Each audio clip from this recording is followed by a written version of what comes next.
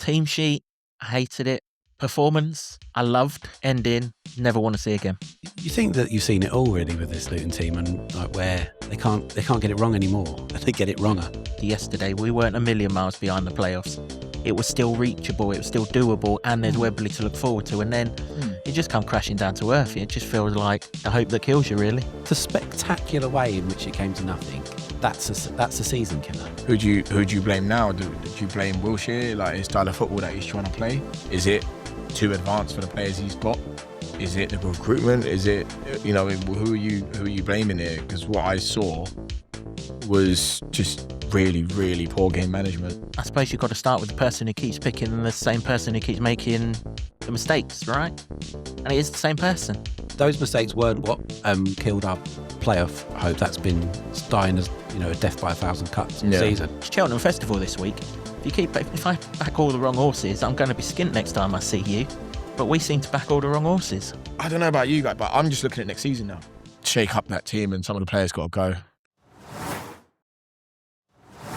The town booked one trip to Wembley and saw their hopes of another trip take a massive blow in another up and down week. In supporting the Hatters, alongside me to look back on it all is the Lutonian journalist James Cunliffe, and we've got town fan and former boxing great Linus Udofia with us this time. Gents, it's always a roller coaster following this football club, and this week was exactly that. Oh dear, in the end though. Yeah. Yeah, it's literally a roller coaster. Like, a week before booking a trip to Wembley, everyone's talking, hey, you got tickets? Let's get tea. When's it coming out? And bottle it against Reading. Yep, we'll look back on that week right after this intro.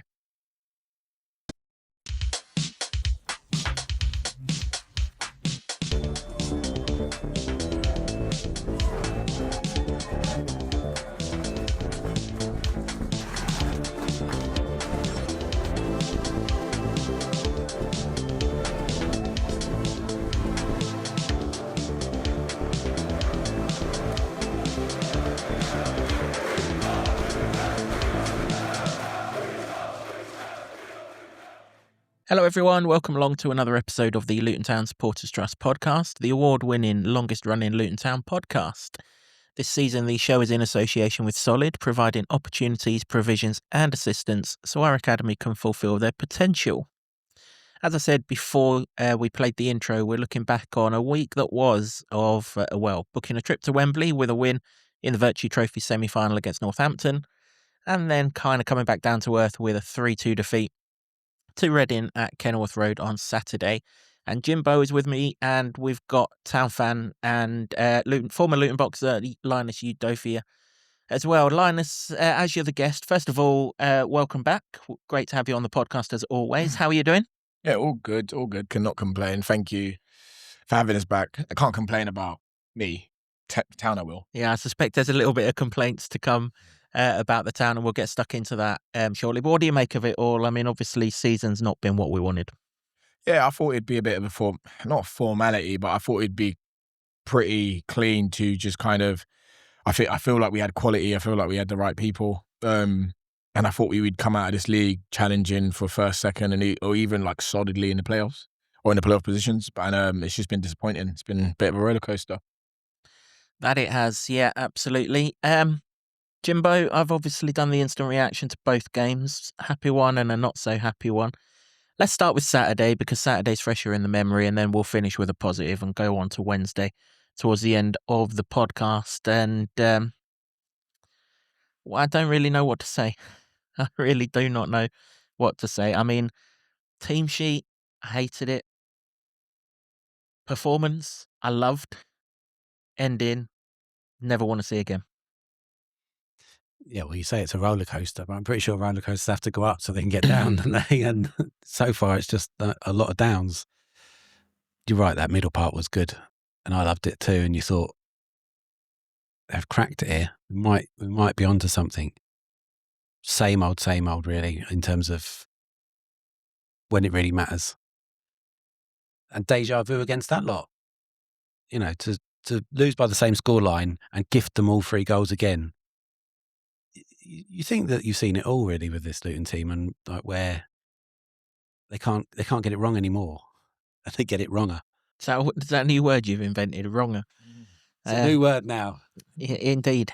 You're right. I mean, from the highs of Wednesday as well, Linus, everything was buzzing, and then obviously players have put a statement out that they've met with some supporters, and you're kind of thinking, okay, there's a recognition now that this season hasn't been good enough, but we can still resurrect it. There's still 12 games left going into yesterday. We weren't a million miles behind the playoffs. It was still reachable. It was still doable, and there's Wembley to look forward to. And then you just come crashing down to earth. It just feels like the hope that kills you, really. Yeah. Like you said, booking a spot at Wembley, and the Vertu Trophy was just obviously the up, and everyone's all, everyone's all in good spirits. And then the statement come out before the game of some accountability. And it was like, okay, show us. Don't just say it. Don't just put it in a message. Show us. Show everyone wanted that. Everyone wanted a response. And like you said, in the middle bit, it's fantastic. I was watching the game. I was like, this is exactly what anyone's been asking for. This is what every fan has been asking for. And then just some really, really poor game management, and we all just went crashing down. We did. Yeah. Game management was, well, it was the word, wasn't it? But before the game, though, Jimbo, I mean, Jack, I said it in the instant reaction. Jack sat in front of you on Friday and he highlighted how big a game this was. And he wasn't wrong. I mean, listen, I've been resigned to us not getting in the playoffs for weeks. I've pointed out all the numbers and everything else, and I'm well aware that I don't think it could happen. But Jack, seemingly, on the outside at least, hasn't reached that stage yet. He explained how big a game it was and everything else. And then you see the team sheet and 6 outfield changes. The goalkeeper was always going to change, and so it should have done. 6 outfield changes for a game that big. And then you hear afterwards that we're monitoring their minutes ahead of Doncaster. I mean, he must think Doncaster are bloody Barcelona, because he rested everyone for Exeter with Doncaster on the Sunday that never took place, and he's rested everyone yesterday with Doncaster. They're not that good. If they were, they wouldn't be 19th in League One or whatever it was. Play your best players yesterday, win that game against playoff rivals, and what will be on Tuesday night. Now Tuesdays are irrelevant. Yeah, I'm with you. We've said it on this podcast that we thought the season was over a while ago, but every now and again they give you a little chink of light where you think, if this goes right, there may be a chance. Only a small chance. We're not getting carried away thinking, oh, promotion's back on. But you play a promotion rival like Reading, who've come from nowhere, so they're one of those form teams that always seem to sneak into the playoffs. And if you can beat them, then you might have something. And that middle hour gave us that, and turning it around as well. I can't remember the last time we turned a 1 goal down into 2 goals up, into a goal up. Sorry, and they played so well doing it. The style is what people want to see. Everyone was singing. It was, we're going to Wembley and all that stuff. It was all perfect. And then just to have that ending, that last 20 minutes, but not even that. We did the first 10 as well. The first 5. We can't gift teams goals when we are struggling to score them. And that's been plainly obvious all over the season. And particularly Reading, I think they've gone the last 30-odd matches and they've only not scored twice. They are going to score. But to gift them the goal, as we gifted the first one, it's just a shocker.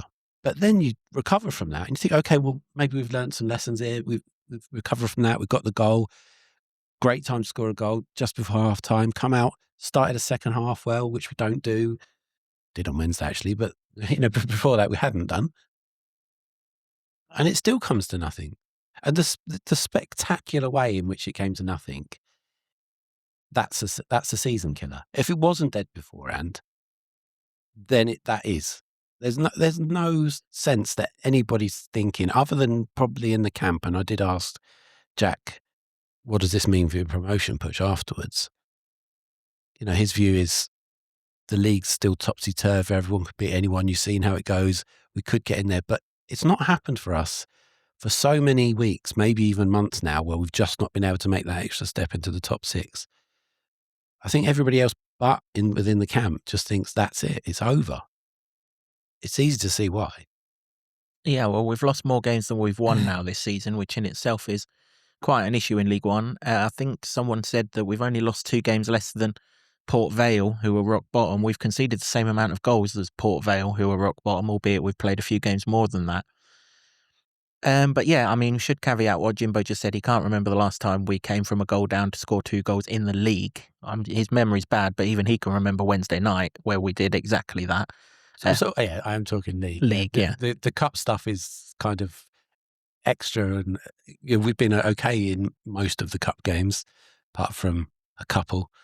So yeah, take that as a sort of separate side note to the season. Indeed, yeah. Yeah, I mean, all the kind of positivity line is kind of the balloon burst after 5 minutes. A long ball, a hopeless long ball, really. There's no one really threatening to get on the end of it. Izzy Jones tries to head it back to the goalkeeper. Some would say that that's a sign of confidence, that he's got confidence in himself to head it back to the goalkeeper. Others would say bring it down and get the thing as far away from our goal as possible. Either way, he's headed it back. It's got nowhere near Kearley. Naismith's goal side of the number 9, there is absolutely no chance of me trying to pronounce that number 9's name. So he is purely number 9 for the whole of this podcast. Call him Kelvin, that's his first name. Kelvin will do. Naismith's still goal side of him, but he runs in the opposite direction to the ball, and Kelvin follows the line of the ball, and he can't miss once he's in. And it's just all the air seemed to disappear out the balloon for 5-10 minutes. Well, yeah, it's just almost, I hate to say it, almost like the same old story though, isn't it? Like how many times have we come back from stuff like that? And it's just, again, I think it's well, you can't, I don't want to blame the players because they can only play at their level. They can only do as best they can. There's, who do you blame now? Do you blame Wilshere? Like his style of football that he's trying to play? Is it too advanced for the players he's got? Is it the recruitment? Is it, who are you blaming here? Because what I saw was just really, really poor game management. And who do you blame here? I think, I don't think it's any one person, is it? I think it's a whole collective, but I suppose you've got to start with the person who keeps picking the same person who keeps making the mistakes, right? And it is the same person. Wednesday night, plays a Cruyff turn. Listen, everyone makes mistakes, right? Jesus Christ, I make more mistakes than many people, and and I'm fortunate that I haven't got 10,000 people watching me every time I make a mistake. But Wednesday night, Cruyff turn. There was no need to Cruyff turn. And what was he going to do if he'd kept the ball, Naismith? He was going to roll it back to James Shea. Whereas he could have just gone down the side to the line and just put the ball down the line for someone to chase. If they'd got the ball from that, well, at least they were on the edge of their penalty box trying to launch an attack from there. But no, the guy knows. Listen, the problem that we've got with all of the defence, but not just Naismith, but all of the defence, is they've made the same mistake so many times that even a blind analyst can now tell you exactly what's going to happen when they've got the ball at their feet, and that is why they trigger every single time the ball is at his feet. They don't do it when it's at Anderson's feet. They don't do it when it was at Doffin's feet. It's every single time the ball goes to him, they press like crazy because teams know, and that was the case again yesterday for the final goal, which we'll come on to in a moment. But if you keep picking the same guy, you can't really moan your luck when the same guy keeps making the same mistake. Yeah, and there are too many just to say it's the odd mistake now, and it's a worrying drop off from the player that we had first time round, who was our player of the season, affectionately named Chaldean and everything, but it's nowhere near that. And there's a tweet that I've seen that's resurfaced doing the rounds from ex-Hatters midfielder Andy Burgess, who said 4 years ago, that he's going to make mistakes because he's not a centre back. He was not. He started off as, well, he played everywhere else when Nathan Jones. Yeah, he played on the wing when he got here. He played fullback and on the wing when he got here. But Nathan Jones converted him to a centre back. But in that season where he was player of the season, he was exceptional. But he was playing against, with a really strong back line then. So maybe that's part of it. But and he wasn't captain, so we didn't have to have that burden. But the drop off from that Cal Naismith to what we're currently seeing, we're gifting teams goals, and he's gifting them goals. And Yeah, I mean, it's getting picked all the time, and it keeps happening. Then it's that definition of madness at the moment, isn't it? Yeah, I mean, listen, Cal's a good guy, right? You and I have both interviewed him on a number of occasions, Jimbo. He is a good guy, but you're a good guy, Jimbo, and I wouldn't want you in the heart of our defence either. No, that's because I'm a No, box in we're the not box, going there. and everybody has seen the match reports of when I was a box in the box. I tell you what, if our strikers got teed up like I've just teed you up for that, they'd be absolutely laughing, wouldn't they? As soon as I said it, I knew what I'd done. And I've no problem that he cares about the club and he loves the club. I mean, he didn't love it when Bristol City flashed their checkbook, but that's the power of love, as Frankie Goes to Hollywood would say. But I love the club, but I wouldn't want to be in the centre of our defence either. You've got to have more about you than being a nice guy and loving a football club. I just think that the first goal emphasises that tweet that Burgess put out, that a lifelong central defender hacks that away somehow, gets a little nudge on it. Well, he anticipates danger, doesn't he? A lifelong central defender. If you're a defender, your instinct is to fear the worst. Whereas Linus, you'll be able to tell me this because you're an attacker. If you're an attacker, you pray for the worst so that you're there if the worst happens. Exactly. As a defender, let's use, in recent examples. Oh, you are a centre back. I thought you was a striker. So you'll know as well. Then you have to fear the worst and hope that the worst doesn't happen. Yeah. Now the worst did happen yesterday, but he wasn't fearing the worst. He wasn't ready for the worst to happen, and there it is. Yeah. Well, I'm not gonna say too much. I've never played at the level of these guys. But the thing is, what's hard, like Jimbo said, he was unbelievable at the start, and there's been a massive drop off. Whether that is the fact that he came back and then he was just playing with this, I don't know, just playing with this run about him, and then he's now found his level, which isn't this one, which is probably the league below, or something is just going on. Something's going on that we don't know. Something's just maybe happening in the back room. Something's happening in his personal life or something. But these guys are human beings, but there's been a visible drop off in what the Caldini. Do you know what I mean? What happened to him? You think even if you take the defending out of it, even playing in that position, the way he used to rake balls across the pitch, we're not seeing that anymore. No. Because when he was doing it earlier in the season, he was getting that badly wrong and it was causing problems as well. Father time waits for no man. But so who is that? Is that the recruitment? Is that the player? Well, now it's got to be recognising that that's not working and being ruthless about it. I mean, it has happened, and he came out of the side for a while, didn't he? So, but it's just, it wasn't, those mistakes weren't what killed our playoff hopes, our promotion hopes. That's been dying as, a death by 1,000 cuts all season, but been losing too many games. It is the latest and probably the final nail in the coffin, really. Yeah, no, I would agree with that. And I suppose the good thing, and there was so much good yesterday, Jimbo, and this is why I'm peed off right now, because we should be sitting here celebrating going to Wembley, celebrating a really good performance, a dominant performance. It was so dominant, and I know I referenced in the instant reaction that Keely's made 2 saves in the first half, but we've hit the crossbar. We've had shot after shot after shot. Okay, they're not on target. But that's, we are on the front foot. We are in the ascendancy. And you could say that's because we're 1-0 down, and maybe so. But even so, we were going forward at a style that everyone likes. Lawrence on the left-hand side was having the time of his life again. Jordan Clark was finding pockets. Casey Palmer was running the show in the same way that Liam Walsh ran the show on Wednesday. And this is why I hated the team sheet. What does that say to Liam Walsh on Wednesday? Now, hopefully his communication to Liam Walsh is a lot better than it has been outside of it. But Liam Walsh, to the outside, to me, scored his first goal for the club on Wednesday, absolutely bossed a major semi-final for this level. And then 3 days later, you can't go again and play again when you're on the crest of a wave. His personal life is obviously buzzing. He announced last week that him and his girlfriend or partner are expecting their first baby. He is literally, life is good. No, sorry, mate. You can just sit on the bench and watch George Saville do his thing instead. Well, yeah, I mean, the team sheet baffled me in that sense. To not have Liam Walsh after all of those good things happened on Wednesday is ridiculous to me. And when I first somebody tell me this, because I saw you outside the ground and we were chatting. You were like, Anderson's not in. And I'm sure the second they put out the graphic of the team sheet that Anderson was on there, and I was walking to the ground going, oh, that's good, because Anderson was amazing on Wednesday, and then he wasn't in.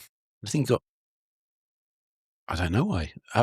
Is it some sort of, what's that effect they call it? The Mandela effect. I've seen something that didn't happen. It didn't actually happen. Yeah. I was going to say, I call it the Wenger effect, but it's kind of, I didn't see that one. The only graphic I've seen didn't have Anderson in it anywhere, shape or form. But Udofia was also magnificent on Wednesday night. Yeah. What are we saving these players for, Jack? Your season was yesterday. Because the one game you'd think they'd save, or not even save, because you could just play them straight away. The one game would be your promotion, your playoff rivals. Yeah, exactly. Do you know what I mean? Like, it's the one game we needed them. And you win yesterday. I don't think too many people will care if we draw on Tuesday night, because we're not losing no ground to anyone by drawing Tuesday night. But by losing yesterday, it's pointless. It's 3 points chucked away as well. And that is the thing, because we did get ourselves back in the game. And you referenced the goals, Jimbo, and the first one was coming. I don't know how it didn't come before. The goalkeeper was determined to give us a goal. I mean, he punched one that got hacked off the line from a corner. He spilled another cross, didn't he, that was mighty lucky that it didn't fall at the feet of Devante Cole. There was, and it's not been talked about really enough, actually. There's a penalty shout. I was going to say there is a penalty. Nigel Longway gets his head grabbed and is a headlock, WWF style, gets hauled to the ground. Same corner. Same thing. The same corner that the goalkeeper punched and their guy cleared it off the line, yeah. But we were going to score, and it was probably going to be from a set piece, although there was a lovely move that saw Jordan Clark flick the top of the crossbar, didn't he, with an absolute peach of a shot, which if that had gone in the top corner, all bets are off for goal of the season. But when it did come, Lawrence Smith hit a cross, didn't he? It came back out to him to have a second go, and the second time round, the cross was just brilliant. Once no one's got a touch on that, there's Longwake, and there's someone else who I couldn't see who it was at the back post, just waiting to tap it in. Longwake scores. If we can play Reading every week, I'm backing him to score every week, because he's got 2 goals for the club, and they're both against Reading. And at half time, then at 1-1, you're like, okay, we'll go and kick on now. Yeah, because there's many things in that game that we should be talking about, and Emilio Lawrence is one of them. Yeah. And humble pie eating on that one happily, very tasty humble pie, because we thought he was a boy in a man's game. He's still probably a little bit lightweight, but he's come on leaps and bounds in the last couple of games, and he played really well. He was fantastic for the first hour, really. And he's one of those players that had a really good game. And this is probably the extent that we'll talk about it, because it's not the story of the afternoon. No, I mean, I said last Saturday that I thought he was our best outfield player at Port Vale, and he was really good on Wednesday night as well. He was really good on Wednesday. And, good again yesterday. Fast start to the second half. Second time that this has happened, like you referenced earlier, Jimbo.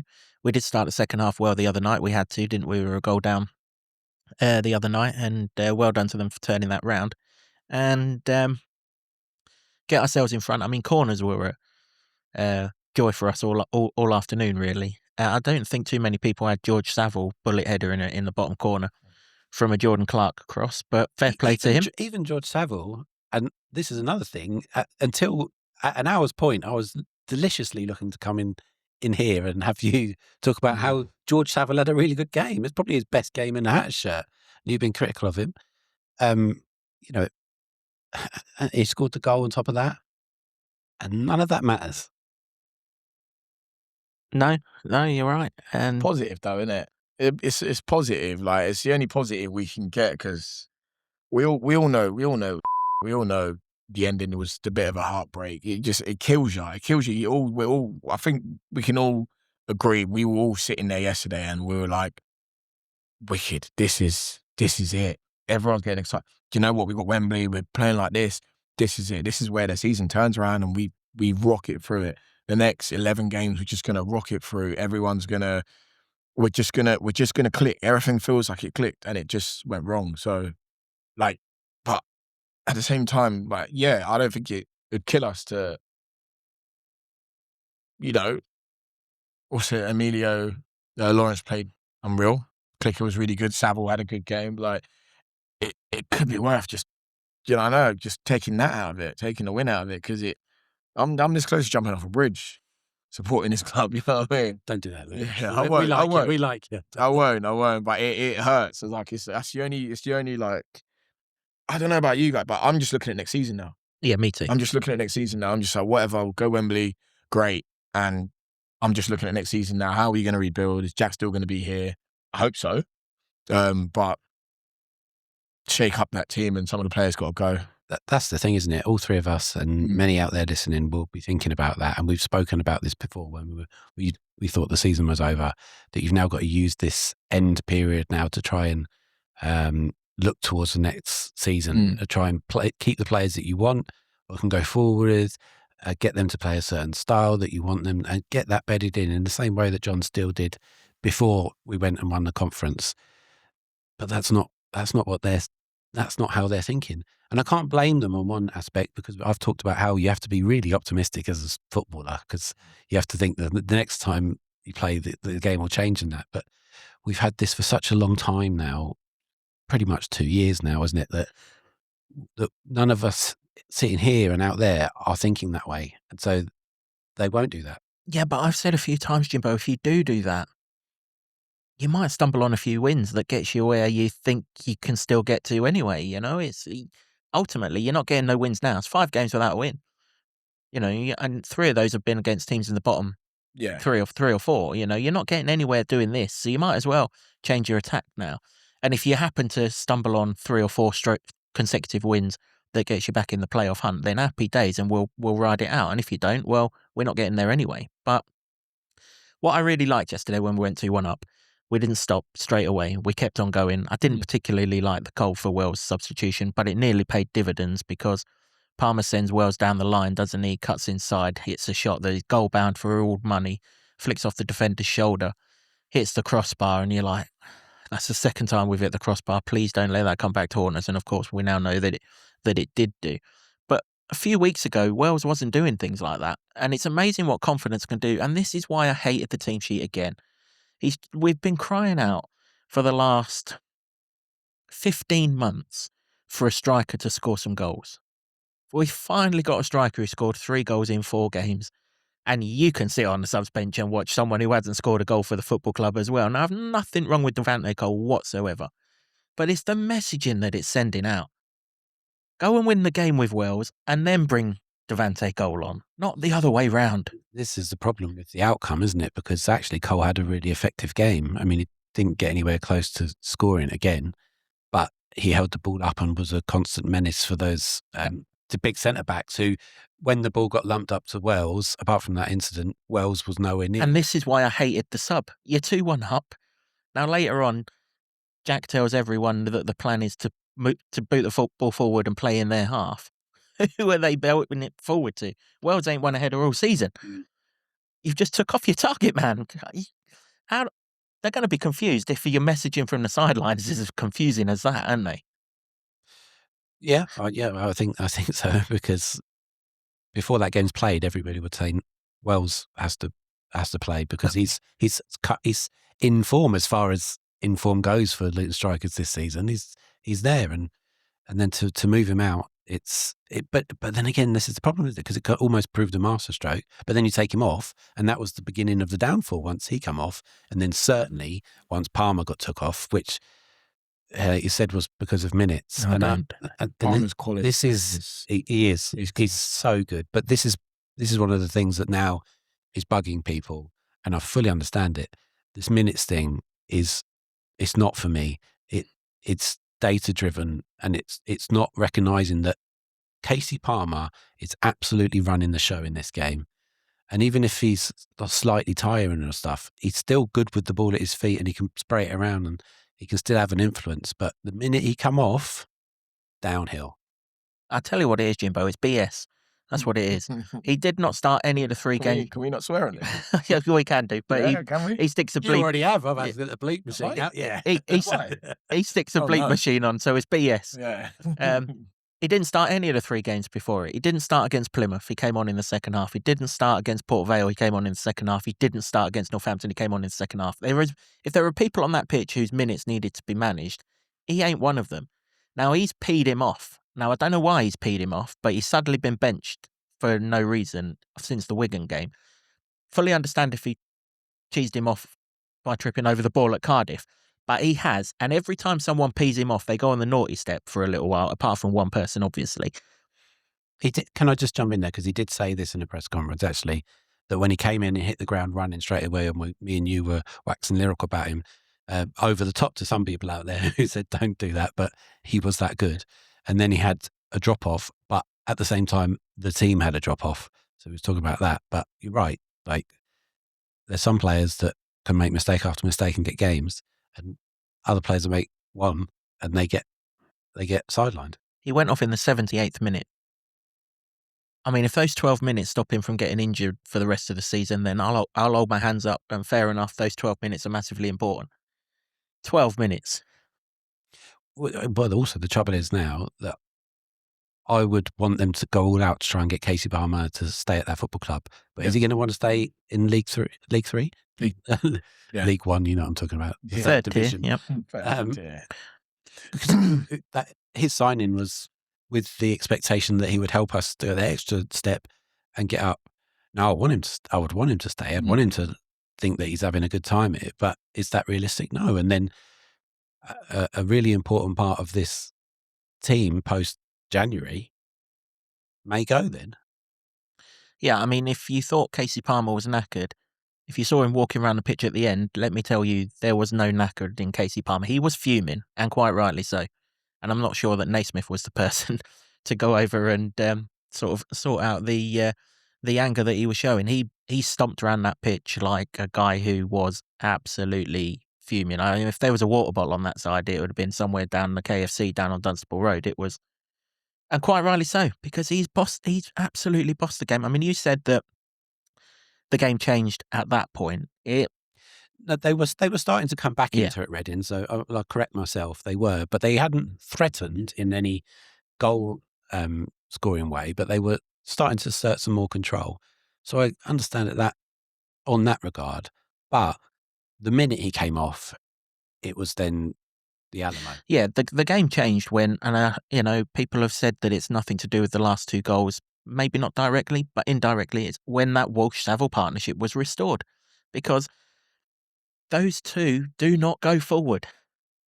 So when Saville was with Clark, they can't press as high up because Clark's going in the other way, right? And Palmer was doing the same. Hugely impressive in that press. He was up as a striker at points. That's it. So they've got to keep more numbers back because we've got more numbers who can go forward. Teams know that Walsh and, like I said a minute ago, a blind analyst knows that Saville and Walsh do not go past the halfway line very often. It's not their job. Their job is to pick the ball up, recycle it, and in Walsh's case, spray the passes out like he's been doing.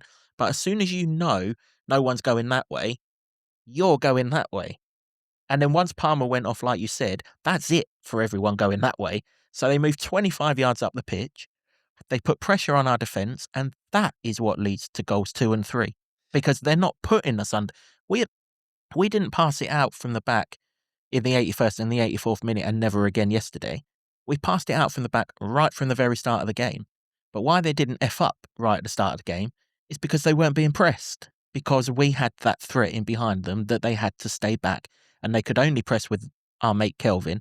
No one else could do it because we had threats going the other way. The second we stopped having threats going the other way, man after man after man, it's Matt Ritchie who presses for the third goal, 36-year-old right winger.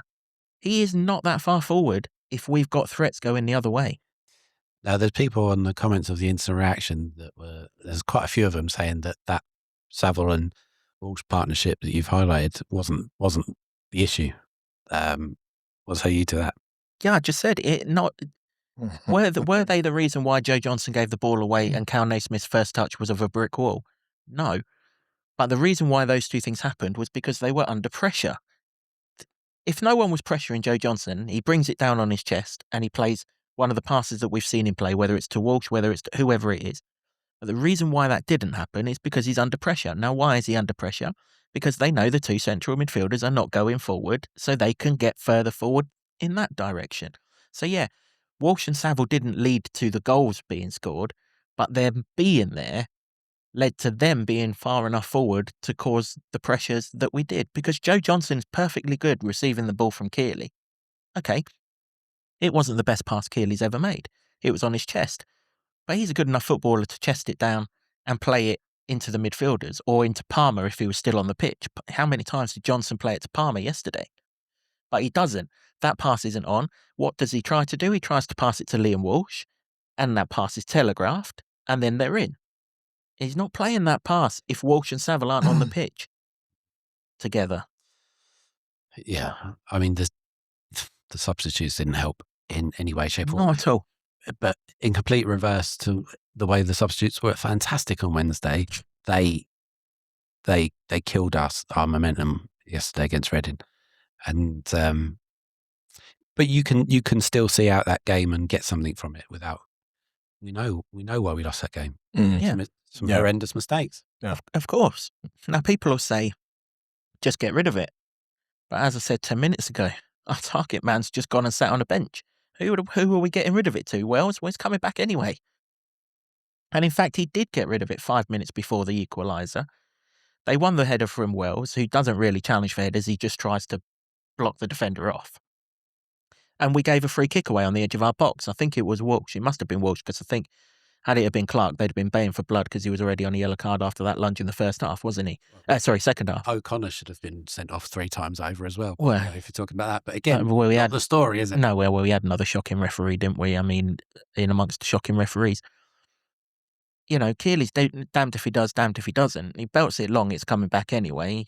If he plays it short, like I said, look, Johnson's a young kid. He's made a mistake. He'll hold his hands up and hopefully he'll learn from that.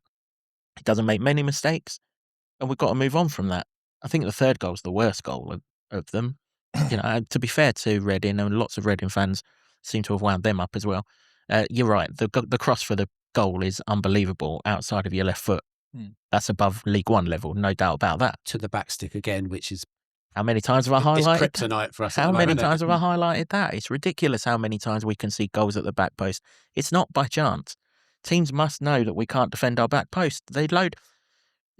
What is he, 6'4"? Well, if they know what, you know what I mean, they've figured this out. The teams have probably watched us knowing that we're coming down to this level. And if they've figured out to press just Naismith, they're going to figure out what gets us every time. They're going to figure out that high press gets us every single time, and trying to play out from the back isn't what works for us. As soon as we try it, they're on us, you know what I mean? And that's for everyone above then to work out to the counter to that, isn't it? Well, yeah, no. Like we were talking about comments. About 6 hours ago, I went on Facebook and I asked, Don't do that. That's your first mistake. No, I went on Facebook and I asked, I'm going on a pod.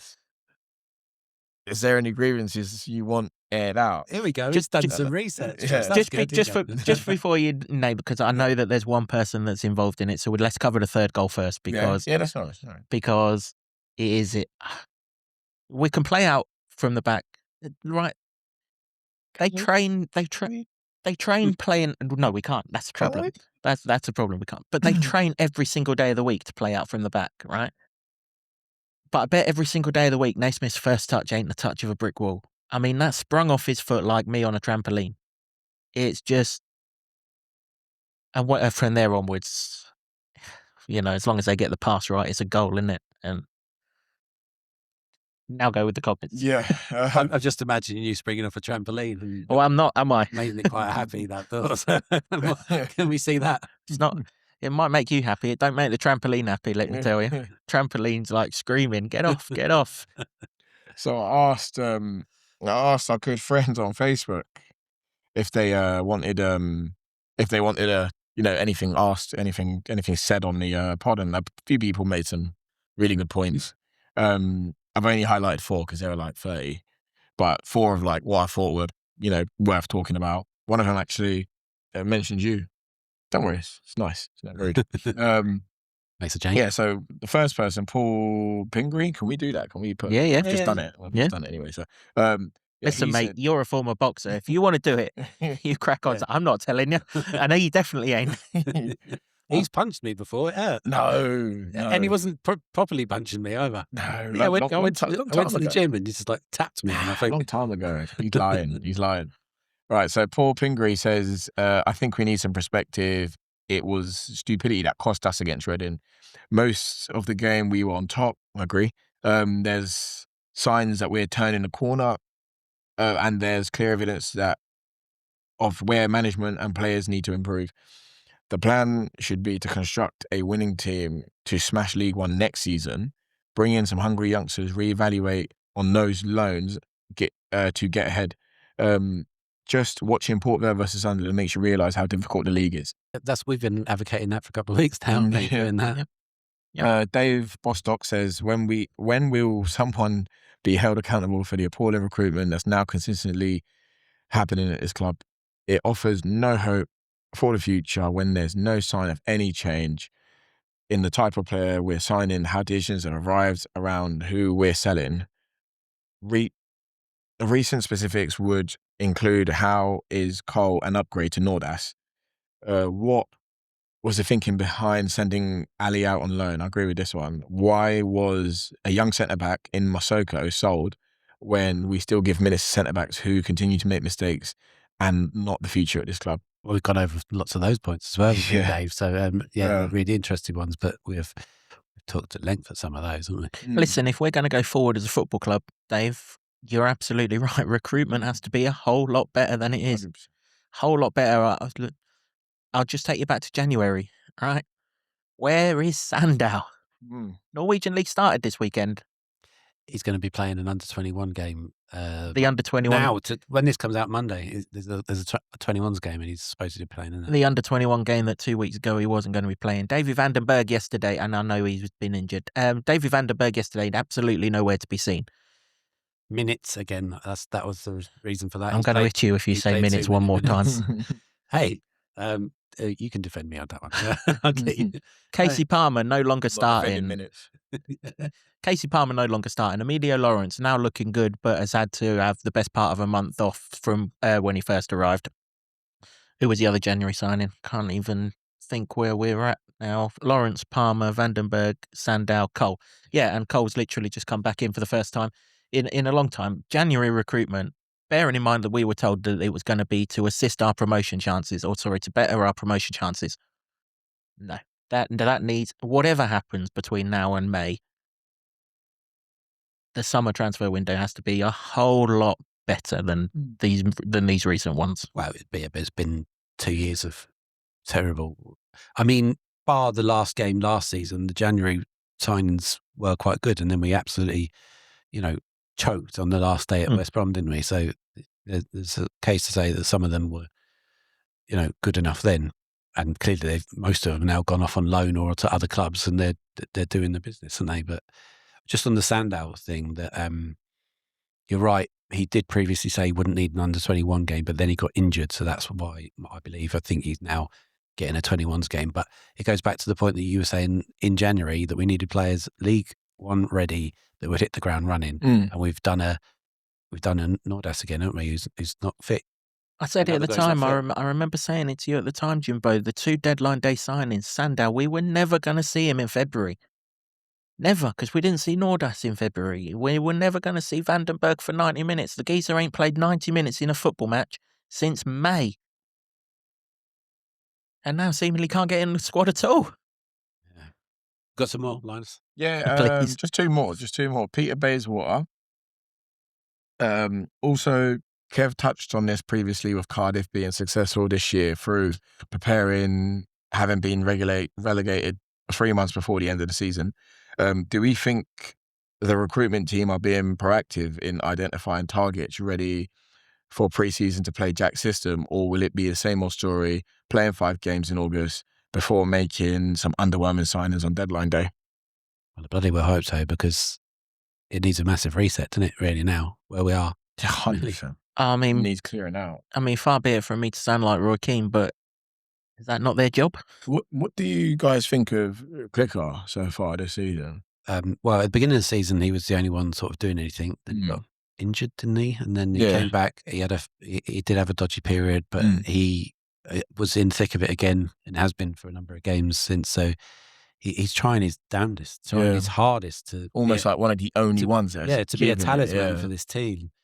You can see it in his effort, and I think that people appreciate that. But as Kev has said before, he's 32 years old, and we're going to have to come up with a plan to what do we do post clicker, whether that's his sooner contracts, or rather than later. His contract's up in about 6 months. So we're led to believe, yeah. Yeah, up in the summer. I don't know if I can even say it, but I'd speak to him quite a lot, and he's like, I've been waiting for him to give me an offer or renew it, and they've said nothing. Well, there's a scoop for you. No, which goes again to the whole recruitment. Like, who do we blame? Because if you lose him, then what? Yeah, no, absolutely. It's succession planning at this football club hasn't been successful. And the last one, to be fair, not really much to say about this. Please come out of retirement. Hatter's horror.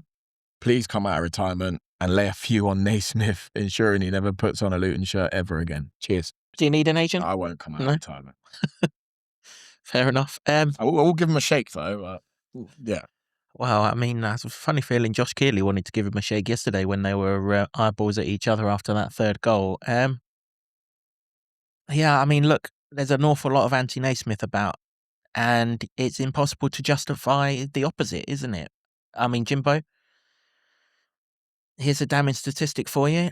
I don't know if you know the answer to this or not, but of the last 10 league games Cal Naismith started, can you tell me how many Luton have won? 0. You do know the answer to it. Not one win in his last 10 starts. 6 draws, 4 defeats. So 6 points from 30 in the last 10 games that Cal Naismith started. Now, I'm sorry, but at some point someone's got to wake up and say this ain't a coincidence. That's 10 games. That's a third of the season. This team does not function with him in it. And just for reference, 5 wins, 1 draw, 3 defeats in that time span that he hasn't played. 5 wins, 1 draw, 3 defeats. The 3 defeats at Exeter, where we seemingly sent the reserves.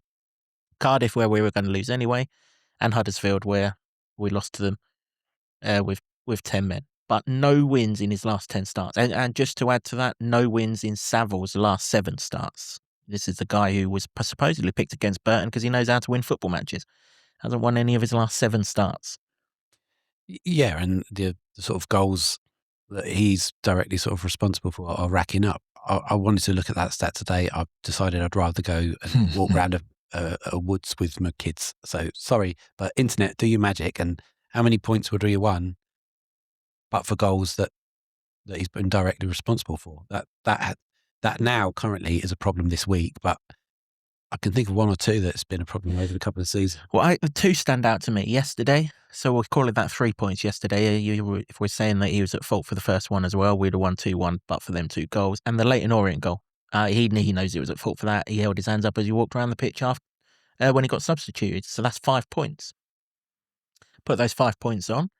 All of a sudden on Tuesday night, we're going to Doncaster with a chance of pushing into the top 6. Now, there are other goals, and, you've got to balance that with the goals that he's had a part to play in, either scoring or setting up. He scored a goal, a header from a corner in front of me. I can't remember what game it was. They all blend into one now.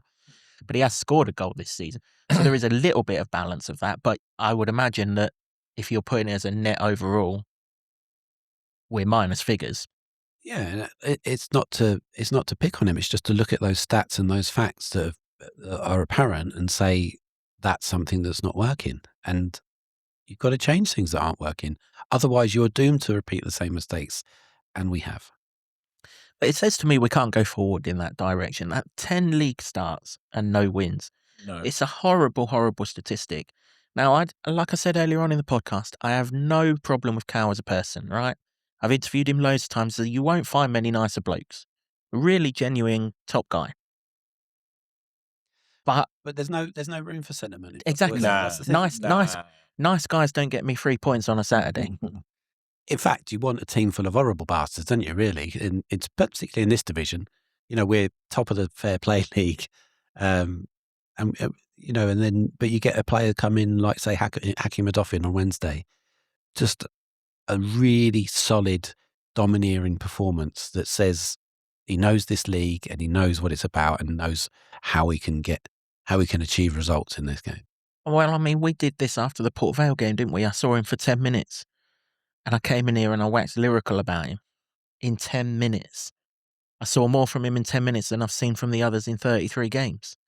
And then on Wednesday night, you're absolutely right to say that Mads Andersen was a colossus Wednesday night. He absolutely was. But Udofia was right up there with him.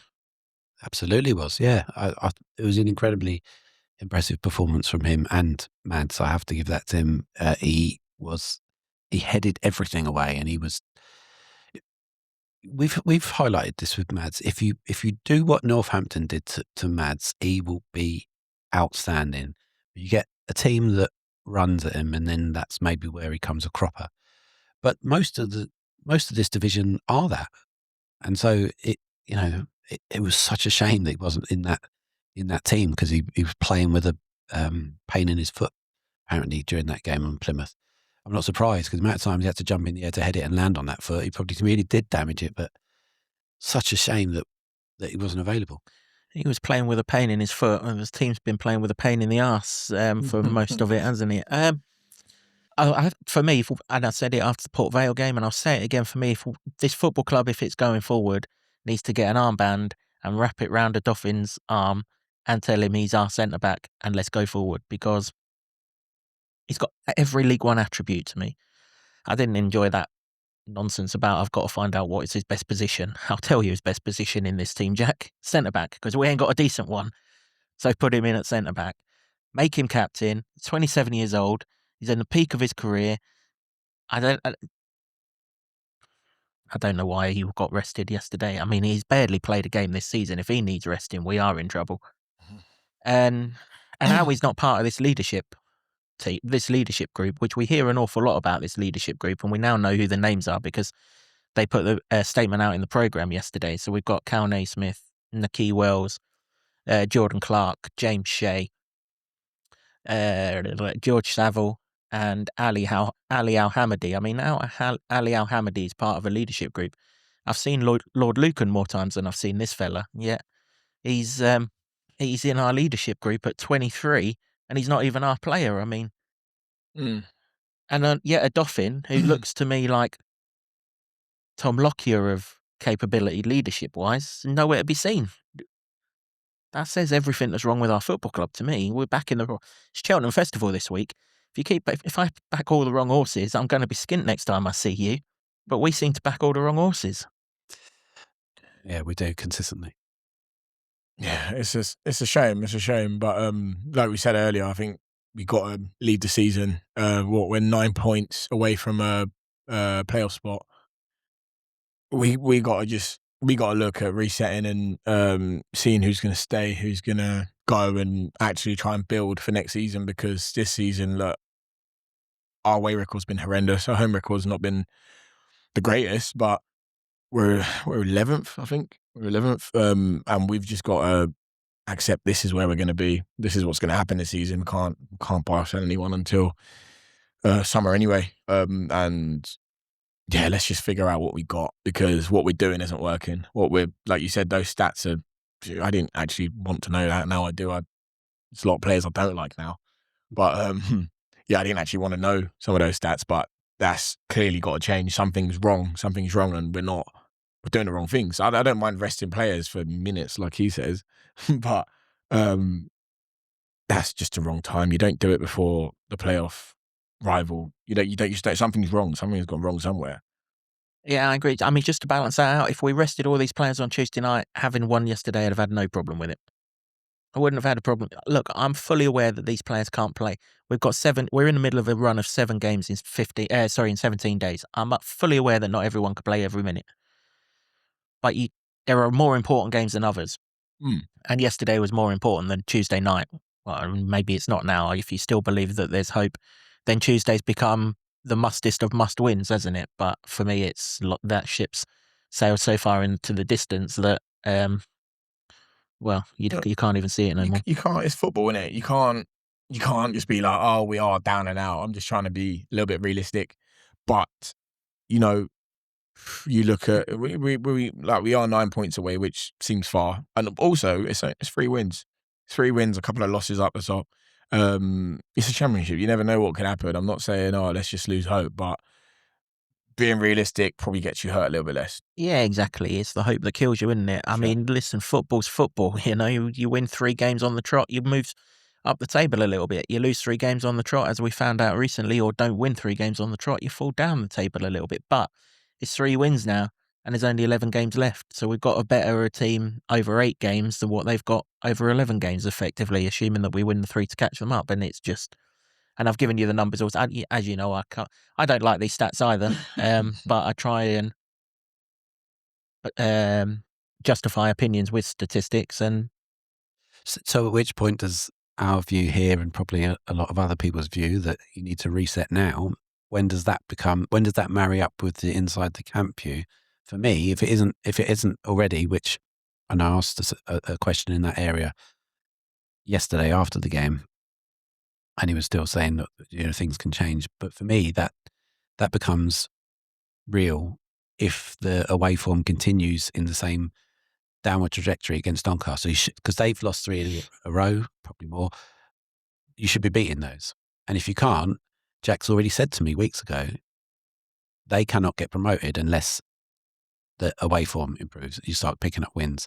If you can't beat them, then I think that you need to come to the realization it just ain't happening now. yeah, but you should be beating Port Vale. You should be beating Wigan. Yeah. Didn't beat either of them. Didn't look like beating either of them. No, totally. I agree with you. But I'm talking about at which point does the inside camp view marry up with everybody else's view that the season's over? Well, we've got 4 games in the next, well, by the time you listen to this, 12 days. So we've got Doncaster and Wickham this week. Next week, we've got Exeter and Stockport. If we don't take minimum 9 points from those 12, then we'll be running out of games and the other teams will be getting away from us. They'll marry up. And Stockport are the team currently in 6th, so they'll be, presumably, if we've not won that game, they'll be 3 points further clear of us. By which time you'd be looking at that, we'd have 7 games left. And then you're going to be talking somewhere in the vicinity of 12, 13 points if we haven't collected the amount of points that we need to. I don't think you catch anyone over 7 games when you're 12, 13 points behind. I mean, even if you run at 2 points a game, they only need 2 points over their last 7 to get the better of you. And we've not run at 2 points a game for 3 years. So, and when you look at it like that, it's just insurmountable. We know that, we feel it. I think in our bones, don't we? But I think the bigger question is, are we doing ourselves more damage by believing we can still make the playoffs? You know, as Linus referenced in that comment, Cardiff accepted their fate, as Sheffield United did in the Premier League season, the season prior to it.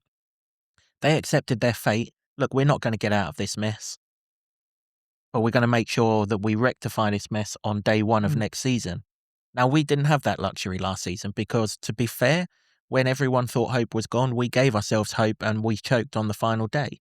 Now, in hindsight, would we have been better off losing every single game from Hull onwards? Yes, but we didn't. We gave ourselves hope. This time we have an absolute bona fide, because even if we win, what's a realistic out of 11? 7? Even if we win that, even if we win 7, and let's say we draw 1, lose 3, will give us 22 points, right? 2 points a game over the last 11 games. The team that's 9 points ahead of us need 14 points from their last 11 games. And it's hard to... They wouldn't be in that position if they weren't going to pick up 14 points. So for me, I think now is the time. These players that... I mean, Jack ain't stupid, right? Nah. Jack isn't stupid. I can't believe... I know he keeps on backing the wrong horse with Naismith, but I can't believe he genuinely thinks he's the answer. And I can't believe he genuinely... He can't believe Saville's the answer because he left him out. He left him out. And in that run, I just mentioned that no wins in Saville's last 7 league starts. We're 3 wins and a defeat in the last 4 games that he hasn't started. You know, the results with those 2, I've got these numbers. So he has to have these numbers because he's got people behind him who are paid to give him these numbers. Now is the time. And if it means that we've got to put an academy product in for a few games, then let's put the academy product in for a few. I'm not saying fill the team with academy products. You can't do that. They'll kill themselves.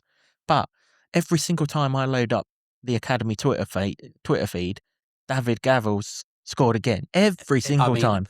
Listen, if people aren't sniffing around for him, we need to give him hope that he's got a route to the every single time. He's scored 40 goals this season or something like that. It is a ridiculous amount. And yeah, it's kids football, youth football, sorry. But surely give him a chance. Give him something. Give him Well, a bit of hope. Wells aside, find me the striker who's scoring goals. And Wells is 35. He is not our future. Yeah, no. He is not our future. And now, he's done really well in the last month or two, and he's playing the role that Jack wants him to play, and now he's scoring goals on top of it. And he made an honest admission that he's sought out a coach and worked out where he was going wrong and things like that. And I love all of that. But ultimately, a 35-year-old is not your future. He's not your future. An 18-year-old kid is your future. Yeah, absolutely. You know, have him on the bench to come on rather than Naki Wells. I talked about this a couple of weeks ago that I don't think you can ignore those stats, and now it's getting picked up by other people. I've seen it like in the last week tweeted about from other accounts that aren't Luton, but looking at youth players and prospects. And he won't be unknown because he come from Everton as well. So, you know, give this kid a chance, surely. Yeah, exactly. Look, I think that's where we've got to go, and I think we've got to do that. Full stop. I don't know if the plan is to keep on going until Wembley, and then we'll do that after Wembley. But I don't really care if Naismith and the others don't play at Wembley.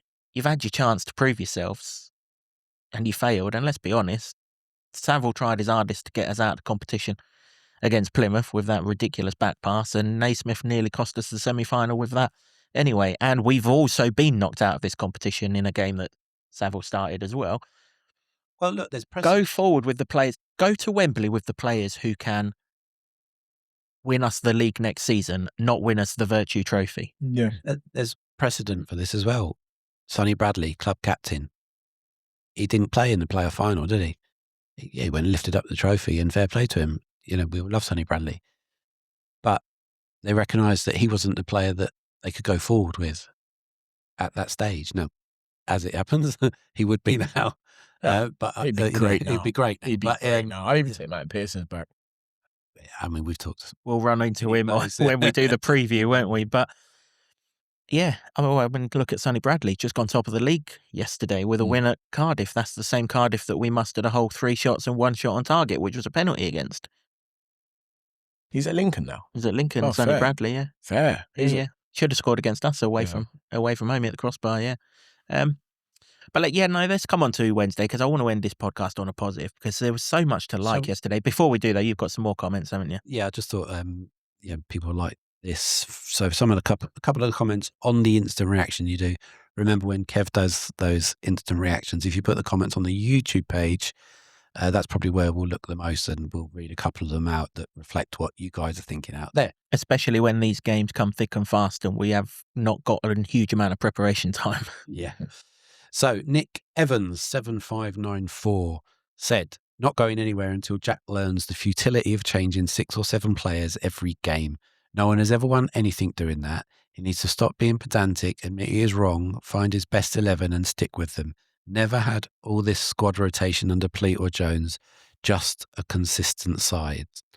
Well, and we were talking about that earlier on, actually. So, I also think one of the reasons why we keep on making these mistakes defensively is because each time a defender goes on the pitch, he looks to his left or right to see who his mate is, and it's a different person every single time. I mean, how are you supposed to forge a relationship with someone?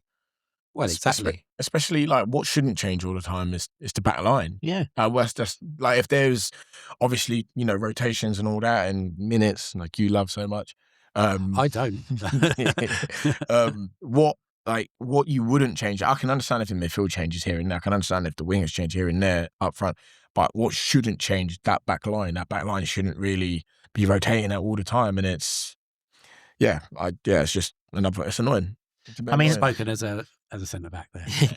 Yeah. But also like form as well. If the player's playing good play. Yeah, exactly. Players playing good play and the players playing. Take some time out. If someone out there's got some time, that's another. I actually know that I've been saw on there. Sorry. If someone's got some time out there, I'd love to know the amount of times this season that Jack Wilshere has named the same defence in successive matches. I know I'll count them on one hand, but well, this leads in nicely then to Philip Denton's point, who said, "Wells scores 2 in 2 and is starting to reach and understand with his teammates, getting on the end of crosses in the box. Jack Wilshere doesn't start him. Walsh bosses the midfield on Wednesday, making one goal with a killer pass and scores the winner. Doesn't start. Anderson, now looking more solid at the back, doesn't start. Naismith, however, seems to cost us at least a goal a game and seems to be the first name on the team sheet every week. It's like Wilshere deliberately wants us to lose. I won't go that far, but, the rest of it, yeah. Yeah, of course he doesn't want us to lose, but like I just said, I hope Jack's better at backing horses at Cheltenham this week than he is backing the right horse in this football team, because he's backed the wrong one. And just on the team sheet point, then JV, FC, 7VP, rolls off the tongue again. He says, I agree the lineup was wrong. It removed any chance of building some continuity, can't say it. Can tell you write rather than talk. I'm better on paper, mate, all day long, but here we are. Continuity or form. This style of football hasn't worked since Jack joined because he doesn't have the players to play it. He needs to be told to change the style to a lower league, fast-paced 4-4-2 with no nonsense defending front to back, and to use the rest of the season as a pre-season for next. The club can then take the pressure off by telling us the new objective, saying sorry for another rubbish season, and buy us all a pint at the next Saturday game, 3 p.m. home game. By that means prioritising players who will still be here in September. Sadly, that means not bothering with Palmer or Lawrence, possibly not Clicker, and probably a few others who've been here a while who have deals expiring. But whoever, pick 11, stick with them, and unless there's an injury, no more tinkering with lineups every match. So there you go. A few comments from you guys. Yeah, all fair comments. Yeah, I'd stick with the loans. To be fair, I would stick with the loans. Look, you don't know. If anything, just so we can watch Casey Palmer play a bit of football. We've got to have something, haven't we? Well, there is that. And also, if you stick with Emilio Lawrence, for example, and he keeps on playing and we develop him, then the next starlet that Pep Guardiola wants out, he might come to Jack and say, can you do this? And we might get another one. Whereas if we just bin him off now, Man City are going to look elsewhere with their starlets. So, and we've already got a relationship because of Issa Kabore. Yeah, so. And I don't think it's going to hurt us playing the odd loan or two, but I'm with you in the main. Every team sheet from here onwards needs to have at least 8 players that we can go forward with and let them get used to each other and everything else. I do disagree slightly on the Jack needs to change his style and everything else. If that's Jack's style, he needs to keep it. And we need people who can recruit for that style. Now, if the current recruitment team can recruit for that style, then that's absolutely fine. If they can't, then we need to be ruthless to them, off your pop, and find the people who can recruit for a passing style. It does work in this league. Go and watch Cardiff. It does work in this. You can football. Go and watch Birmingham, and I understand that they spent an absolute load. But done that one on purpose. But it can work. But you have to recruit for it. And that's the thing. So I don't think Jack's anything he isn't. I don't think Jack went to his job interview and said, I'm going to play typical League One football. I'm going to bang it up to the smallest striker in the league, and we're going to win no headers, and we're going to play about at the back and all this, and it's all going to go Pete Tong. Jack would have told them what he is. Now it's up to them to support him and give him what he needs. Now this might take 2, 3, 4 transfer windows. Let's hope he can do it in one. But that's otherwise, what do? We sack Jack, having already backed Jack by getting rid of all the players that supposedly can't play his football or don't want to be here to play his football. Then we've got to either replace Jack with someone who plays possession-based football, and he's still going to have the same problem that the players can't play, or not enough of the players can play possession-based football. Some of them can. Keep on, I'll say it again, Jake Richards, Codger, Johnson, build the team around them. I know he made a mistake yesterday, but build the team around them. They can do it. Or we're going to replace Jack with someone who can't play possession-based football, and therefore all of the transfers that we've just made are absolutely pointless. All of the players that we've sent out, we could really do back with, but none of them are going to come back because they've all got pastures new and they've all moved on. And so we're going to have to sign a whole new bunch of players. And we're obviously not going to sign a whole new bunch of players because the new stadium is the priority. We've seen that in the last few transfer windows. So we are halfway down the road on this journey. It'd be stupid to turn the car around now and go back to our original destination. Sometimes when you're in a traffic jam, you just got to wait for the traffic to clear, right? I like it. Good. Yeah, that was good. That was very good. I didn't know you had it in you. Well, nor did I, mate. It was just literally come to me as it was happening. Anyway, I suppose the thing with that, and there's lots of people out there who are saying in the comments, we read them, Jack Wilshere out, but it is a complete rebuild again if you do that. But what we've seen when they don't play sideways and backwards everywhere I go, which everybody dislikes, but you play like you did on Wednesday and you play for an hour like you did against Reading, you can see how good they could be. And that is Jack's style, and that is what he's wanting to do. So there are some seeds there that have been planted that you can see grow. But if you just rip it all up and start again, I can't see that's going to happen. and can I just say that Jack does need to improve. But he's 34 years old in his first coaching job. He's got a lot of improvement in much the same way Jake Richards as an 18-year-old footballer has got a lot of improvement. 19-year-old now, keep calling him 18.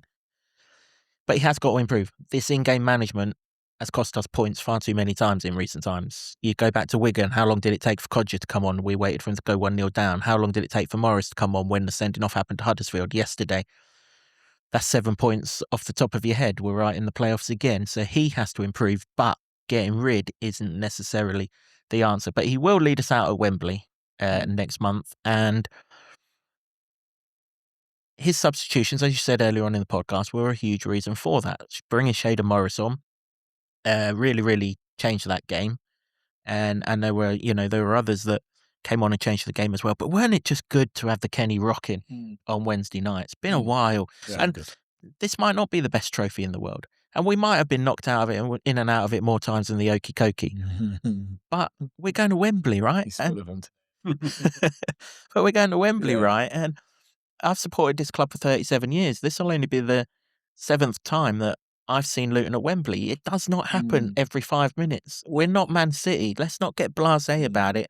I'd go and watch, I'd go and watch the Beds County Cup final if it's at Wembley. Do you know what I mean? It's Wembley, right? That's where you want to be as a football fan. And what you said earlier, which I quite agree with. Jack, look, he's got to improve. He's got to improve. He's got to do a little bit better. Certain mistakes that he does, like obviously just not starting certain players, not seeing how the form's going and, carrying on like you would, just logically as you would. You know what I mean? Something's clearly wrong if you're putting a team sheet out and unanimously fans are like, I don't think that's right. Do you know what I mean? Something's wrong somewhere. But again, it is his first season. He's got a big task in trying to get us where we belong, which, it's not the Premier League, but it's not League One either. Do you know what I mean? It's not League One. So he's got a big task. We've got to give him some grace on that. And he has got to get better. So the whole, Wilshere out, if it's not him, then who? I think his football at times looks really good, like Northampton, like 60 minutes with Reading at home. And it's just man management at certain times, taking off Palmer when shouldn't have. I agree with you on that. But it is his first season. He's still learning. I think he's got a hard job, but he has got to improve. And I think he can. I think we just got to trust him. Yeah, I definitely think he can. Well, that's the thing. I mean, I've said it on this podcast loads of times. He's not a stupid man. I interviewed him for you guys at the Content Day, and I've spoken to him twice away from cameras and things like that. And I hear people say that he bores them to tears. Every time I've spoken to him, he's been so charismatic, charming, funny, and it's just obviously the pressures of the job that makes it, and the disappointment of the results that make it different on a Saturday. But he's come through he came through under one of the best managers this country's ever seen in Arsene Wenger. His CV is unbelievable. He's learnt from that. He's also played under other managers at West Ham and at Bournemouth and things like that. Eddie Howe would be another. He isn't stupid, but by the same token, he isn't a miracle worker either. And this squad clearly wasn't fit for purpose because it wasn't performing under Bloomfield in the completely different style to what Jack is. playing, and it's obviously not performing how we would want, albeit it's mostly away that it's not performing how we would want. I know the Burton game was pants, but one home game in 12 that's pants, I can probably live with that. And there might have been a couple of others in there as well. Rotherham springs to mind as well. But in the main, I mean, Bradford, Lincoln, Wickham, Orient, these were great games of football. And so the shoots at Labour are there. And when we do play like that, and I've said it, and Linus, you'll know this, you're in the stands as well, the results are relevant. You play like that, you're going to get backing from the Luton fans. Yeah. Whether you're winning, whether you're losing, whether you're drawing. I don't need statements like that in the programme, because they're just words. What I need is to see on the football pitch that you're going to go forward with intensity, with aggression, with tempo, and you're going to give everything you've got. Just try it. Yeah. Just try it. All everyone wants is just for you to try. Do you know what I mean? A lot of people spend a lot of money going up and down the country following them. A lot of people really are about this club. Like you've been a supporter for what, 37 years? Yeah. I've been supporting since I was 15, like 17 years. I don't know how ancient you are. Oh, he's ancient. But a lot of people have been supporting this club, and like I'm, fortunate enough to see them grace the Premier League, and do you know what I mean? Like I know people that have been supporting them 60 odd years, and I've never seen it. And now this is it. I've seen it, and it's like everyone's doing their part, and we just want the same back. We just want some, some oomph, some get up and go. Like you said, Clicker was the only one giving it, and we appreciate him for that. But we need to see our whole team do it, from top to bottom, not just the players. We need to see everyone do it. Yeah. And that's when you get the best reaction from us. And you'll always get supported when you do that. Now, if you run into a goalkeeper who's unbelievable, or yesterday you hit the crossbar twice, it happens, But it's the slowly catchy monkey sideways and backwards and stuff and sometimes you got to go sideways and backwards. Now, with the third goal yesterday, Johnson passes it to Naismith. That's not the reason why we've conceded the goal, because Naismith's got a pass to Saville. He just doesn't play it. And his first touch is horrendous. I mean, you'd have a better first touch. I've heard about your fox in the box nonsense, but that's why we conceded the goal. We didn't concede the goal because we were playing around at the back. We conceded the goal because a defender had a touch that left him by about 5 yards. In fact, our first touch is something that has to seriously improve. Right across the pitch. It is terrible, our first touch, as a collective, but none more so there. Now, if Naismith controls that ball, or plays that pass first time into Saville, if you watch the highlights, Saville actually shows himself for the pass. We're getting up the pitch. We've beaten two people, the two people that pressed Naismith to get the ball, Richie and Kelvin. They're out of the game now if he plays that pass to Saville. Hopefully Saville, rather than doing what he usually does and passing it backwards, actually turns and goes forward with it. And we're away and gone. But that first touch is that horrendous because he's under pressure, like I said, which he wasn't in the first half, which is why he controlled everything in the first half. And then we're in trouble. Yeah, absolutely. And that fox in the box nonsense is not nonsense, by the way. And thank you to Luton on Twitter for looking at the British newspaper archives and finding my name scoring loads of goals. Anyway, you can look at that on my Twitter if you like. Cheer you up. Now, did you hear this? I did not hear this. There are actual newspaper clippings of Jimbo in under 11 football scoring goal. Under 11 football. I mean, it's obviously in black and white. It's been done on typewriter. Computers haven't been invented by this time or anything like that. Of Jimbo scoring goals in under 11 football. Now, it didn't quite say the standard of the opposition. I'm assuming it was their blind team, but even so, it's actually there, guys. Shameless from you. Shameless plug for you. You talked to Luton. He found them. That's a great find, tell you. I don't know how much that's cost you. But yeah, that article's costing thousands.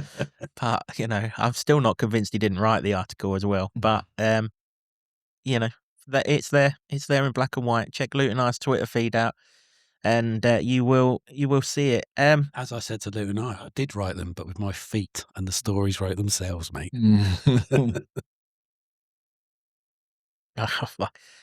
I started the podcast Lost for Words, and I'm coming close to ending it Lost for Words. One thing I will just say, though, well done to the EFL. These ticket prices for Wembley are acceptable for the current day, but no to Ticketmaster. £2.50 for every single ticket, not transaction, every single ticket being booked.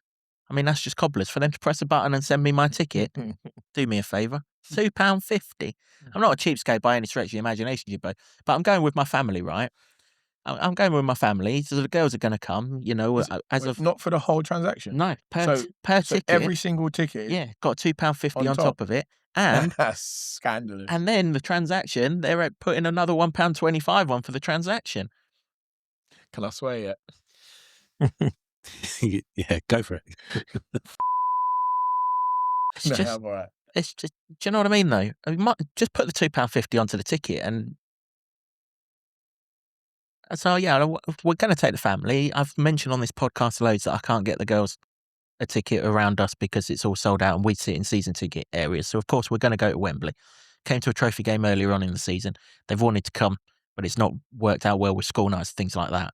And brilliant that it's £10 for kids. That's absolutely superb. For kids to go to Wembley, as long as you're under 17, I think it is, that's brilliant. But then 25% of that ticket's getting put back on again for a booking fee. Come on, Ticketmaster. Do one. Or EFL, just stop using them. They've always been scandalous, haven't they? I think they were behind that Oasis farce in last summer when you could spend an absolute fortune trying to get those tickets. It's just outrageous. I thought they were trying to put a cap on this, the government, in terms of booking fees and tickets and stuff like that, because they're rinsing people. Yeah. As I say, there's going to be 6 of us going. That's £15 more. It's not my fault. And I've got to pay. And there'll be loads of you out there. I mean, if you're a season ticket holder with another season ticket holder, you can get 9 tickets. If you get all 9 tickets, that's £22.50 more that you're paying. It's almost another ticket that you're paying for. Mm-hmm. And who's it going to? It's naughty, isn't it? It is, isn't it? Who's it going to? Yeah. And they're not sending you the tickets. You got to print the ticket out if you want it. If you want it in paper. Otherwise, they're just emailing you a digital ticket. £2.50. Come on now.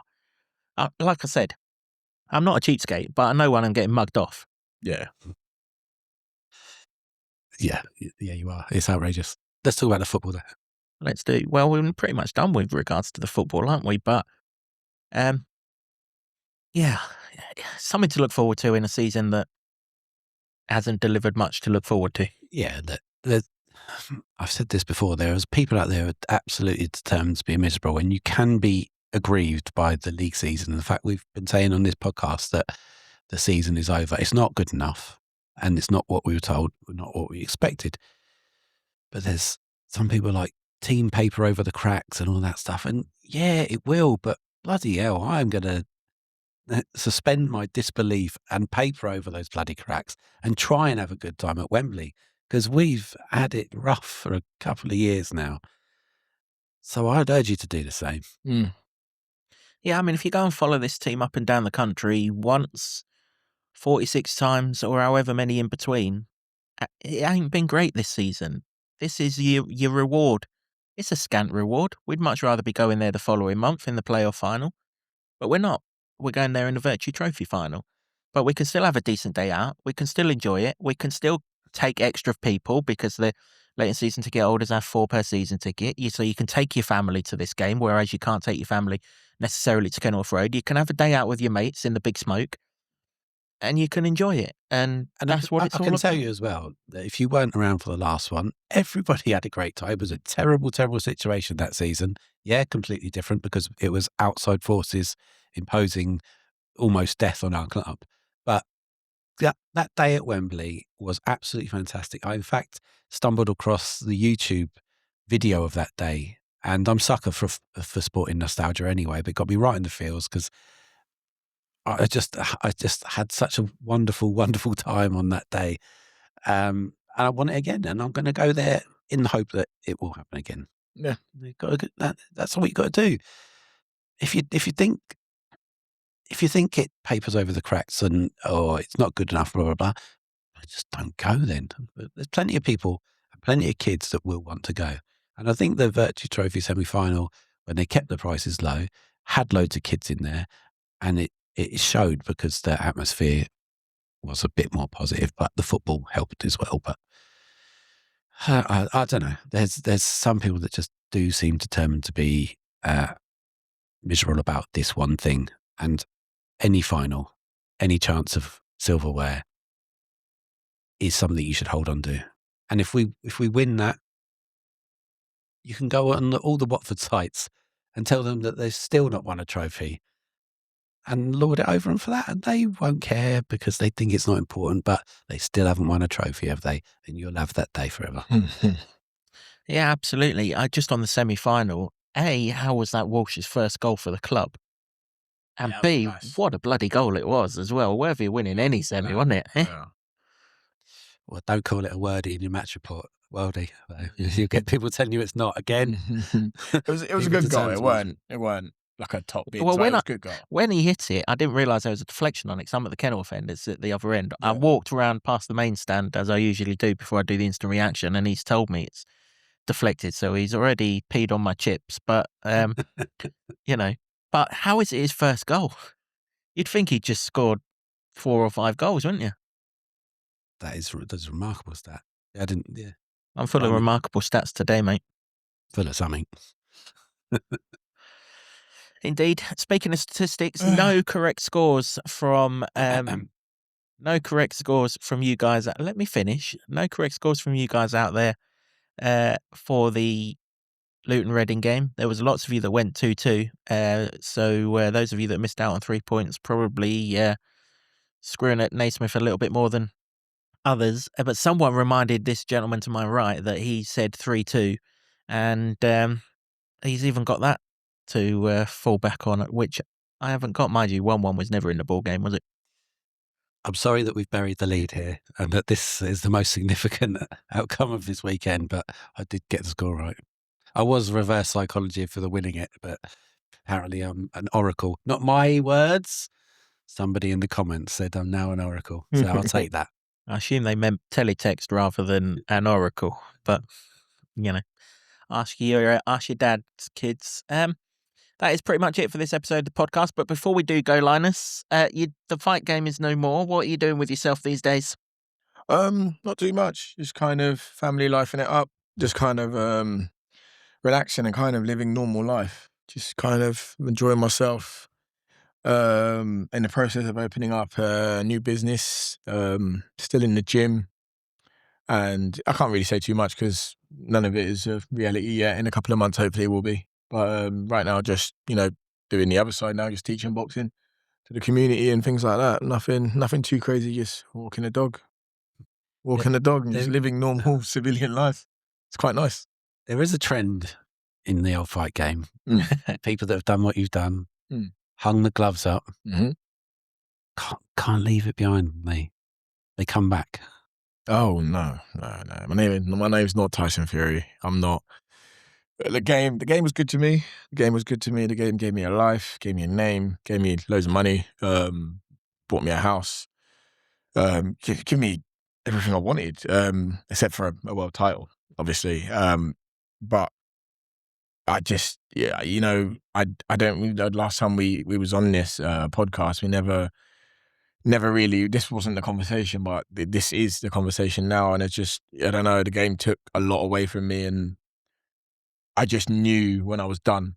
Does that make sense? Like, I had my last fight and just some things happened. I broke my rib in the fight and finished off, and some life stuff happened. And then I was just kind of like, my next fight was coming, and I remember the day going back in to the gym, and I was just like, I knew I was done. And I don't know. Obviously, everyone has a price. Everyone, I'm pretty sure if a stupid amount of money got offered to me to go back into the ring, I'd be in the gym Monday. But yeah, I'm done. It's just, I don't know. I just knew when it was over, and it was nothing wrong physically. I mean, in a good place. I just don't love it like I used to. I just don't enjoy it like I used to. It's just a little bit too political for me. It's a little bit too slimy for me. So yeah, I say that not necessarily because of Tyson Fury, but obviously Jordan Reynolds decided he's going to have another crack at it, didn't he? After he retired, and he's a Luton lad. You two never got to get in the ring together, and in the amateurs we did, and but not in the pros. Yeah, but So I just wanted to check if no. I'm done. Like, I don't know. Like, the itch, I haven't got, like, I did all the so when I left it, I was that's one thing I was worried about. I was worried about going, oh, am I gonna miss it? Do you know what I mean? Am I gonna miss it? Am I gonna want to get back in? Am I gonna do all of that? But nah, I did all the checks. So I went to like the gym after I'd been out of the gym for a couple of weeks. I went back to see the coach, my boys. Didn't really miss it. I missed training. I missed like being with the boys at Banter, innit? I missed that. That was I got that done. Went to like a big fight like that I would have been on or something like that, and I had a look and I was like, nah, I finished it off, went home. I was like, nah, I don't really miss it. You know what? I'm happy with that. I don't really miss it. And I just kind of kept on checking everything off, and I was like, you know what? I'm good. I'm content. I'm good. I'm where I want to be, man. I'm where I want to be. Don't get me wrong, I had my moments. I've had my like dark moments where I'm kind of like, a bit of an identity crisis. Like, what do I do now? I'm not Linus the boxer anymore. What am I now? Like, and it kind of, I've worked through some of that and I've sorted that out. It's been a long time, but next week will be a year since I was in the ring. So it's been not been a bad year. It's been all right. Enjoyed it. Haven't got an itch. Don't want to get back in. I saw Kinda this. good. I saw this week actually. There was a reel on YouTube about two fellas talking about boxing, saying boxing is actually anti-sport because it's the only sport in the world where you choose who you want to fight, and you can not choose who you want to fight. And can you imagine that in football? No. Where, like Arsenal and Man City going up against each other, and City go, "Nah, you're right, mate. Nah. They're not going to play you anymore." But you just weren't getting the fights, were you? It was Yeah. considering you were English title holder at the time. It's a bit corrupt in that regard. Yeah, that was the main reason. And just the opportunities after doing all the hard work just weren't coming. And it was just like, how long am I going to keep wasting my time? And it just kind of killed me a little bit seeing other people that not necessarily didn't deserve it. I can't speak on what someone else deserved or not, but other people that hadn't done what I done, getting opportunities, moving on, getting bypassed, getting shelved all the time and having to do the same thing. People are getting ordered big fights, big title fights, and I'm just getting the same mandatories for the same thing. And I'm just like, what do I actually do? Like, I've done everything I was meant to do. I've done everything on paper. I've done all the steps on paper, and I still weren't getting the offers. And it just killed me. It just killed me because I just thought, how long am I just going to keep doing this? Like, this isn't the progression I wanted. Like, what's going on here? Like, seeing my teammates get opportunities, which is not hating on them. I was really happy for him. Like, Brad, he went on a fantastic run. Nathan Heaney, Denzel Bentley, he put his name in the world ranking. He's won a British title. You know what I mean? He done all those things, and I was like, I was literally in pole position, and other people are getting opportunities, and it just kind of killed me a bit. And I just said, you know what? Like, it's been great. It's been great, but I give this a miss. But yeah, could you imagine if like, City, we got a title run. We don't want to play Arsenal or Chelsea or Liverpool this week. Can we play Brentford or like Burnley or something? Do you know what I mean? Like, And we can all just see doesn't it as work well, like can't we? Like, you even look at Fury and AJ. They should have fought each other 5 years ago. when they were at their peak, Yeah. and it would have been incredible. And now they're trying to call each other out when they're done. We don't even know if AJ is going to come back, of course, but Fury's been in and out, and it's just not the same anymore, is it? Yeah, but boxing is a weird game. It's been a weird game for a long time. But like when I first started, boxing it was fun. It was just the love of it. It was just fun. It was just great. You just train for weeks, have a fight in front of the lights, sell tickets, all the people in your life come to your fights, and that's all it was until it got really serious, until I started making serious money in it.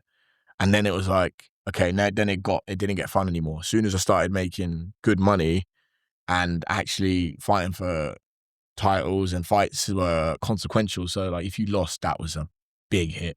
If you won, like I got to a point where you were always one fight away from changing your whole life. Like beating Kieran Conway would have put me like number 5 in the world. That could have got me a world title fight. That could have got me a fight in Vegas. That could have got me a world, you know what I mean? And Said it's you like, got a big yeah, that's the way. That's when my high went. And then like my next fight was against some journeyman for a 6 rounder for like $3,000.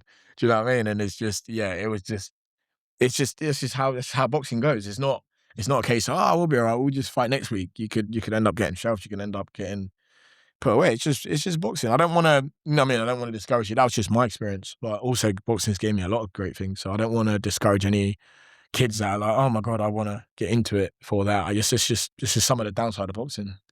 You're still in the game though, aren't you, with coaching? Yeah, of course, I'm still coaching, you know what I mean? I'm still involved in boxing. I just not professional boxing. I won't be fighting anytime soon. Well, you represented our town brilliantly, mate, and it was great following you. And we'll obviously follow you post boxing, and we'll have you back on this podcast in the future. I'm absolutely sure. But it's great to hear that you're doing well, and keep up all the good work, mate. No, I appreciate it. No, I want also like Luton Town.